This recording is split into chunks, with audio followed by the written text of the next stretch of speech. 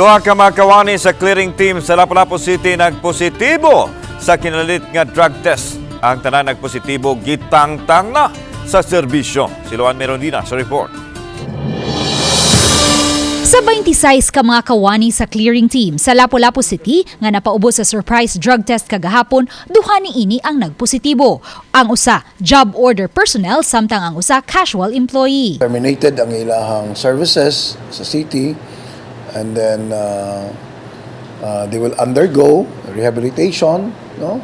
Kung pananglitan magbago sila, makahuman sila sa ilahang pag-rehab, atong i-reassist, no, kung pwede ba sila na to rehire balik.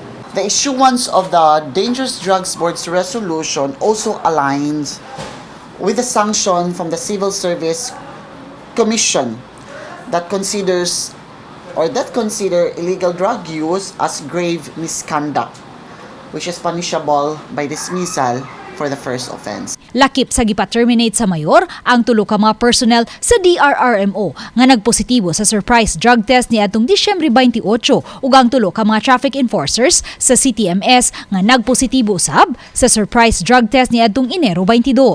Gipa-terminate usab ni Mayor Ahong Chan ang usa ka kawani sa Barangay Basak nga nagpositibo sa surprise drug test ni atong Enero 12 ug ang pito ka mga kawani sa Barangay Pusok nga nagpositibo sa surprise drug test ni atong Enero 15. We are frontliners man. So, since we are frontliners serving the upunganons, and as a government employee, kinahanglan we have a clean lifestyle. Ilabi na aning wakta magamitan og droga.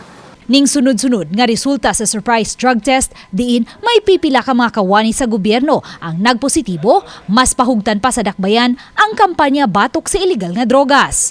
Samtang naglaraw si Mayor Ahong Chan nga makighinabi sa piskalya ug sa mga huwes sa dakbayan aron mas pahigpitan pa ang pagpatuman sa plea bargaining agreement.